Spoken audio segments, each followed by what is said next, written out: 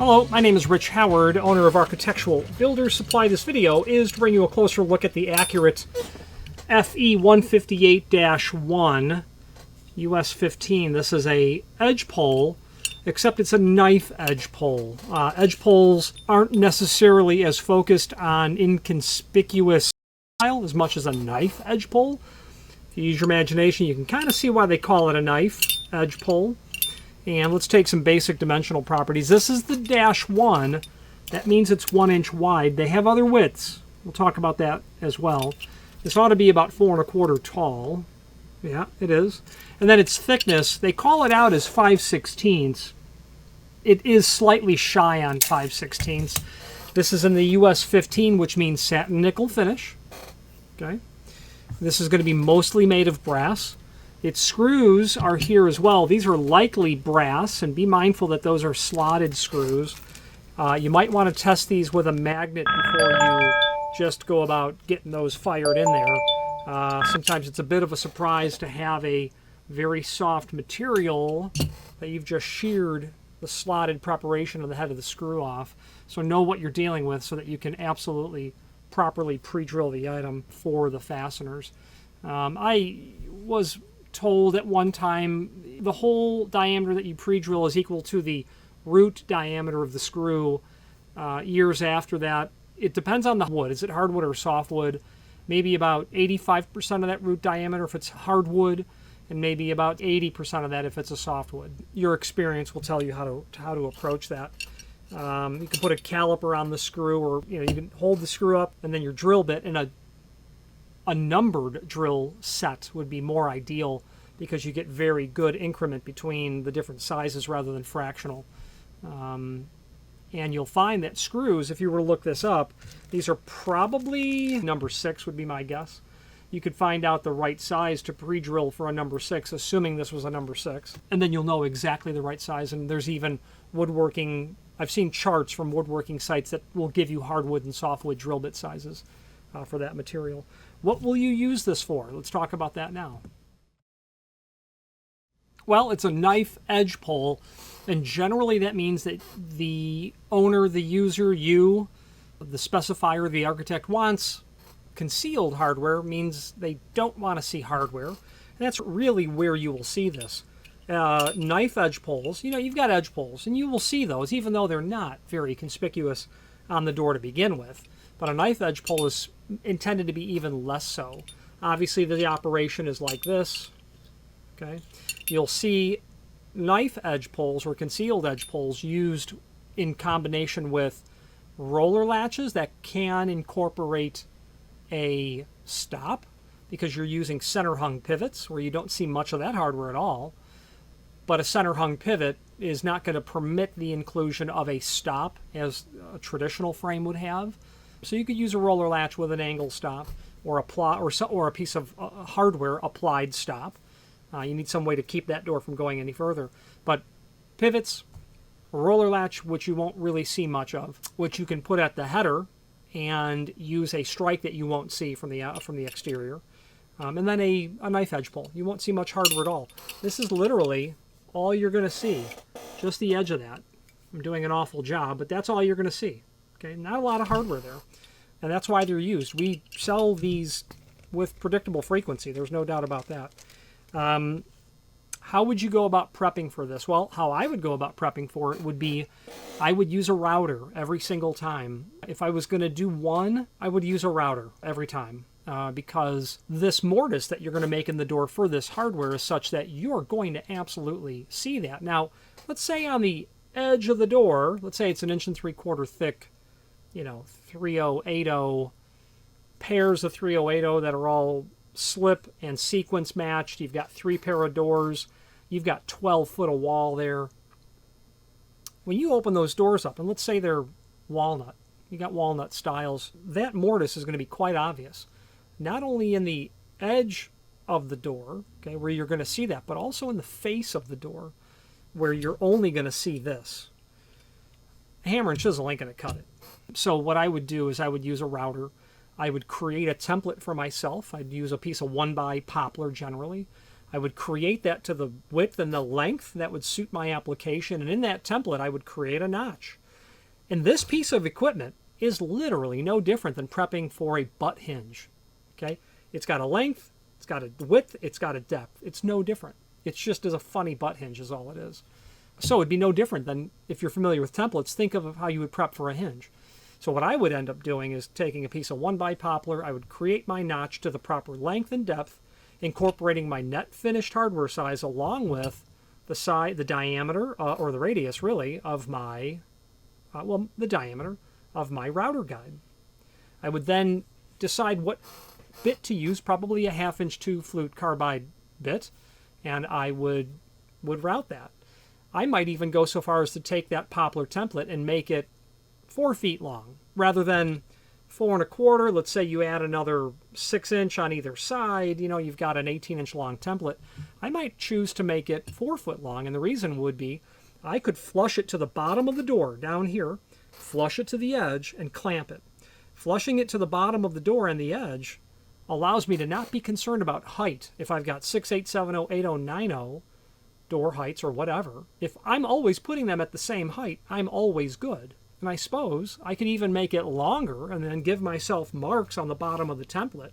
So I could flush the mark off to the edge of the door and give myself, you know, a 40-inch center line, a 38-inch center line. You get the point. You spend the hour or the hour and 15 making the template, and then you are forever done making a template. Every time that you'll need to do this, you now can do it in minutes, literally in minutes. Door goes down, template comes off the wall, square it, clamp it, router, just like a hinge. The only thing you have to be careful is when you are routing that and you exit, I used to kind of try to make it so that you didn't get that tear out at the end. Many times a little dab of glue and that would go on with a piece of masking tape over it. I would also just take my utility blade and score that so I wasn't tearing out that exit with the router. So that's how I would go about doing it. You know, you might have a more elegant way of doing it, but that's my way of doing it. Let's switch to the screen view and let's take a closer look at the supporting information. If you are enjoying this video, please click thumbs up or like, and also please consider subscribing to our channel. Let's move on to the rest of the video. Okay, here's the item that we are indeed looking at. Speaking of looking at, let's take a look at some photos we have. There's the actual US15, 1 inch wide. Just different perspectives on this. This is non-handed because you have these countersunk holes on both sides of the unit, giving you some perspective of what the size looks like. Then your fastener package. The extended description information down below. Solid edge pull with a sleek minimalist look. Yes, absolutely. 1 by 4 1/4 by 5/16. It is literally slightly light on 5/16, or at least I believe it is. My caliper tells me this is 0.307, so not to be pedantic, but it's just so that you know, the one I'm measuring is 0.307. US15 satin nickel, exposed screws. I don't know what that means. We'll see if we can discover that. Multiple finishes. Indeed, this is made in the brasses, the bronze, the chromes, the nickels, satin, polished, oil rubbed, black. Made in USA, no doubt. Made in New England. Closet doors, concealed or hidden doors, and cabinets alike. Easy to install, I agree. Custom sizes are available. What they're really referring to is the length. I've done edge poles, knife edge poles that were 12-inch long. Why? Well, because, which is a huge knife edge pole, but these doors were like 10 feet tall, and the hardware needs to grow with the door to a certain extent. Cut sheet, not much to see here. It's what we literally already have in the description, but this is how it's going to look in the edge of the door. Not going to be used for sliding doors, going to be used for swinging doors. There's also a link to the product brochure, and this is just other related products to this knife edge pole. Here's an edge pole. Here's an edge pole. They don't really focus on it being concealed. So a knife edge pole, a little bit more concealed. These are flush poles. Okay, we've cracked the code, obviously. FE means surface exposed fasteners. Yeah, the E means exposed, the C means concealed. That's for sure what that means. F might mean flush. E means edge pole, I would go with. This could be an EE if you've got exposed fasteners. Yeah, that's for sure the code. The E means exposed fasteners. Obviously, there wouldn't be an FE158, not that I'm aware of. Now, there's a link below this video, as seen here, to the manufacturer's page, where you can pull up not only all of the Accurate products that we sell by means of this horizontal navigation, as seen here, but also a link to the manufacturer's website, as well as a link to the full product catalog. Let's click on that. Let's fire up that document. FE158. Yeah, 1 inch is the standard width. I don't see a reference to other sizes in terms of width, but they do have 3/4 inch. Let's take a look at FE158. 1 inch and 3/4 inch. That must be all there is to it. And yeah, it's the 3/4 and 1 inch. That's the other size that they refer to here. And you just have to specify that. This catalog is full of very nice, high quality pieces of architectural hardware that I would suggest that you consider if you're looking for hardware that you didn't even know existed. Double lip strikes with keyed emergency stop. Okay, who's ever heard of such a thing? So an emergency strike is used in a bathroom in a hospital where the door would normally swing in, let's say.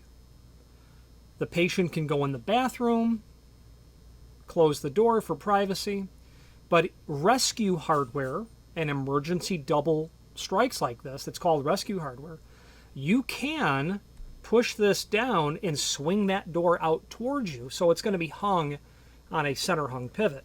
Well, this is a keyed version of that, meaning you have to have the key to get that door open. Now, why would you need to swing the door in the reverse direction out of the bathroom? Well, let's say someone collapses, and someone collapses in front of the door, and you can't push the door open to get help to that person. You can swing those doors out. There's a key override version of that. I don't believe anyone else makes that. Clearly, there's a need for this, and if I was to guess, Accurate, because of their capabilities, gets requests from lots of different applications.